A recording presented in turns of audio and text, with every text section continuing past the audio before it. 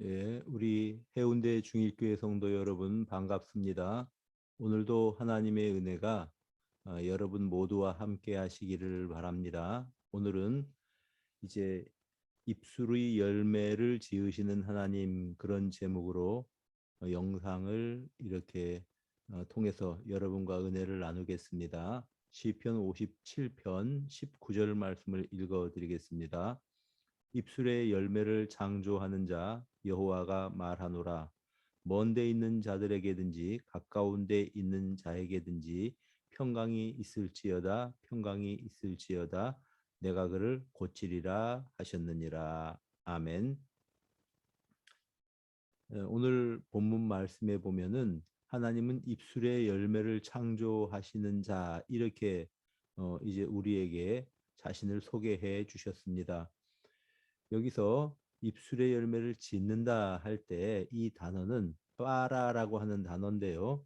창세기 1장에 하나님께서 천지를 창조하실 때 사용하던 그런 단어입니다.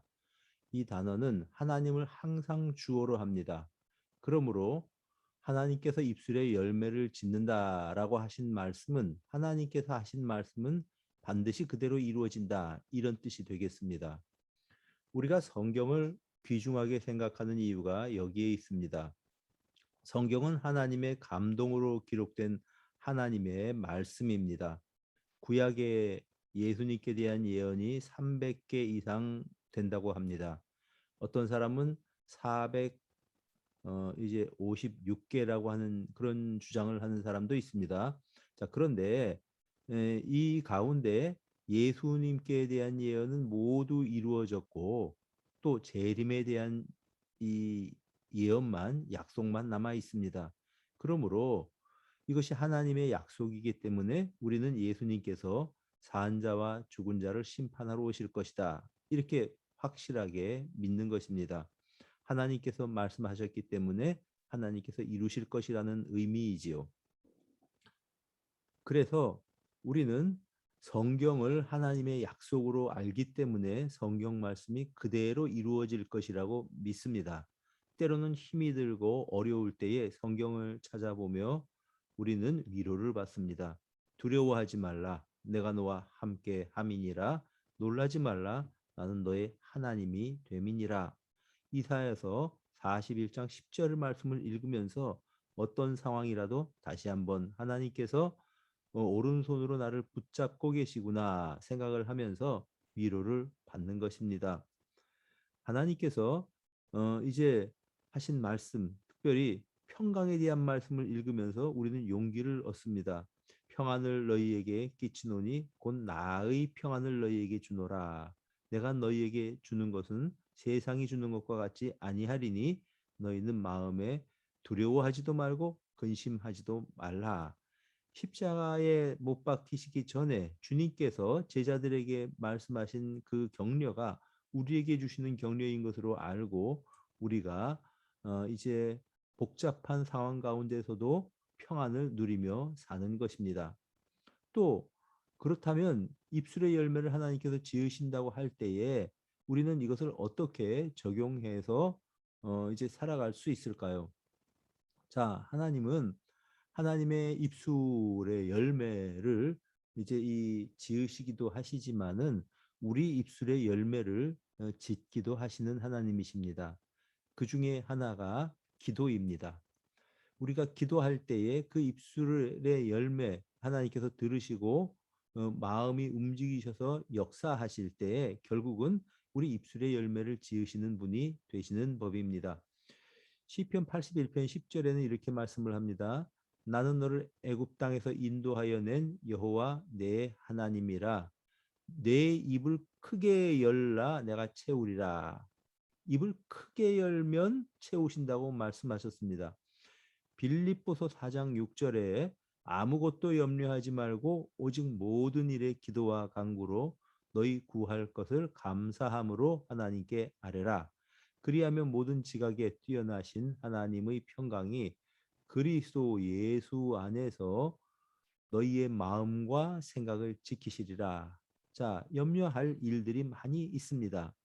그런데 이때에 염려를 극복할 수 있는 방법이 하나 있습니다. 그것이 무엇이냐 하면 우리의 염려할 것들, 두려워할 것들, 이것들을 우리가 하나님께 토하여 내는 것입니다. 바로 이것이 기도입니다. 걱정거리에 둘러싸여 있을 때 우리는 기도할 수 있습니다. 이 걱정거리를 내가 짊어지고 걱정에 빠져서 살아가는 것이 아니고 내가 하나님 앞에 내 걱정거리를 다 아뢰는 것입니다. 하나님께 호소하는 것입니다. 그러면 하나님께서 걱정거리를 덜어가시고 대신 우리에게 평강을, 하나님의 평강을 허락해 주신다라는 것입니다. 여러분, 어려운 일 있을 때 하나님께 기도하십시오. 또 근심 있을 때 하나님 앞에 마음을 쏟아 놓으십시오. 그러면 두려움과 근심을 하나님께서 거두어 가시고 하나님의 평강이 우리 마음을 지키게 된다는 것이 성경의 가르침입니다. 시편 34편 3절 4절에 보니까 이제 나와 함께 여호와를 광대하시다 하며 함께 그 이름을 높이세. 내가 여호와께 간구하매 내게 응답하시고 내 모든 두려움에서 건지셨도다. 이 시인은 체험적으로 말하는 것입니다. 두려움 가운데서 하나님께 기도 드렸을 때 하나님께서 건져주셨다는 것입니다. 힘든 상황 만났을 때 하나님께 기도하면 하나님께서 건져 주십니다. 시편 116편 3절에 보니까 사망의 줄이 나를 두르고 수월의 고통이 내게 이름으로 내가 환난과 슬픔을 만났을 때에 이렇게 고백을 합니다. 그가 사망의 줄이 흐르고 두르고 수월의 고통, 다시 말하면 죽기 직전까지 갔다고 하는 사실을 알 수 있습니다. 그때 내가 여호와의 이름으로 기도하기를 여호와여 구하오니 내 영혼을 건지소서 하였도다. 이 사람이 나를 좀 건져 주십시오. 하나님께 기도를 드렸다는 것입니다. 그때에 하나님께서 그를 병에서 건져 주셨습니다. 그래서 시편 116편 1절에는 여호와께서 내 음성과 간구를 들으심으로 내가 이제 그를 사랑하는도다. 이렇게 고백을 하고 있는 것입니다. 시편 118편 5절에 내가 고통 중에 여호와께 부르짖었더니 여호와께서 응답하시고 나를 넓은 곳에 세우셨도다. 여호와는 내 편이시라 내가 두려워하지 아니하리니 사람이 내게 어찌할까 이렇게 고백을 하고 있습니다. 여러분, 구하는 사람이 얻을 것입니다. 찾는 사람이 찾게 될 것입니다. 문을 두드리는 자에게 문이 활짝 열릴 것입니다. 사도행전 12장에 베드로가 감옥에 갇혀 있었던 사건이 기록되어 있습니다. 교회는 베드로를 위해서 할 수 있는 것이 아무것도 없었습니다. 이제 6월절이 끝나면 베드로는 처형되도록 결정되어 있었습니다. 그럼에도 불구하고 성도들은 마가 요한의 다락방에 모여서 하나님 베드로 사도를 불쌍히 여겨 주시고 우리 교회를 불쌍히 여겨 주십시오. 이렇게 기도를 드렸습니다. 이들이 모여서 기도할 때에 하나님께서 그 밤에 천사를 감옥에 보내셔서 베드로의 결박을 푸시고 감옥 문을 열어 베드로가 옥에서 나오게 하셨습니다. 마음을 모아서 기도할 때에 하나님께서 문을 열어주신 것입니다.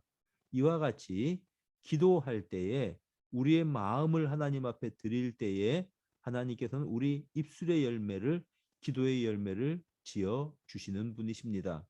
또 이제 내가 심은 말의 열매를 내가 거두는 경우도 있지만 내가 남을 위해서 기도할 때에 그 열매를 남들이 거두게 되는 경우도 있습니다. 그 중에 축복이라고 우리가 부르는 것이 있습니다. 우리가 남을 위해서 이제 선포하며 잘 되기를 기도할 때 하나님께서 그 기도를 들어서 응답을 하신다는 것입니다. 창세기 12장 2절에 아브라함에게 하나님께서 약속을 하셨습니다. 내가 너로 큰 민족을 이루겠다. 내게 복을 주겠다. 너의 이름을 창대하게 하리니 너는 복이 될지라.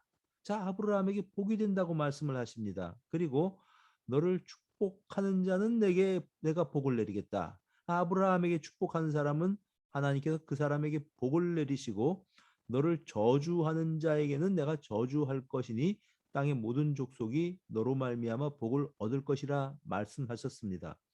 여러분, 내가 남들에게 축복하면 하나님께서 그 축복을, 그 복을 나에게 주십니다.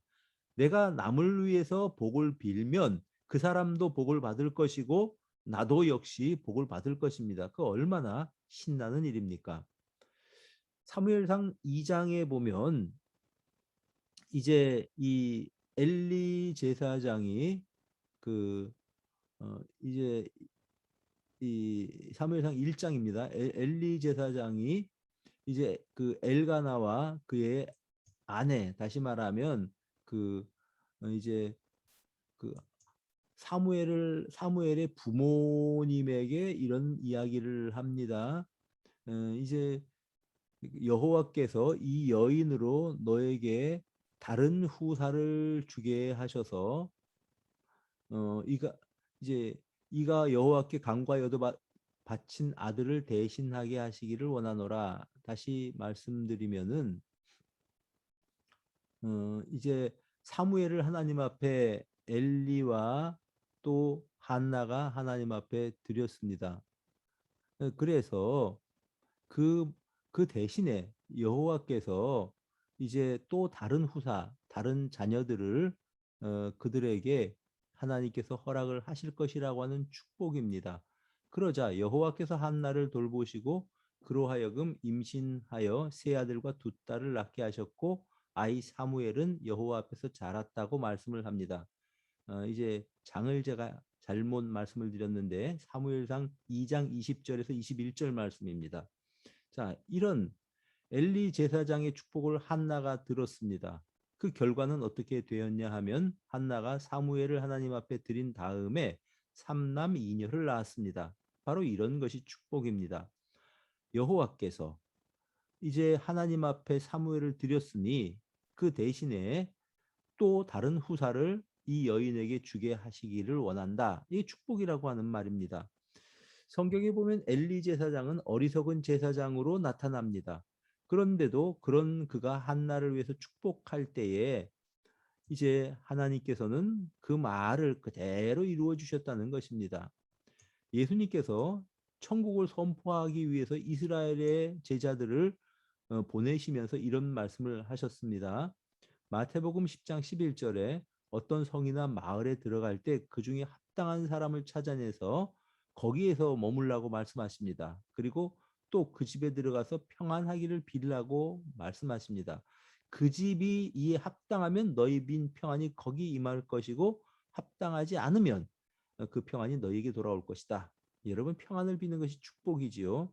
그런데 그 제자들이 어떤 집에 가서 평안을 빌면 그 평안이 그 집에 임할 것이다. 우리 주님께서 약속을 하셨습니다.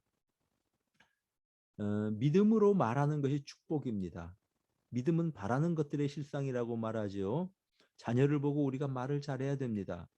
화가 난다고 싹이 노랗다, 잘 되나 보자 이런 말 하지 마십시오. 사실 자녀가 망하기를 바라는 사람은 아무도 없습니다.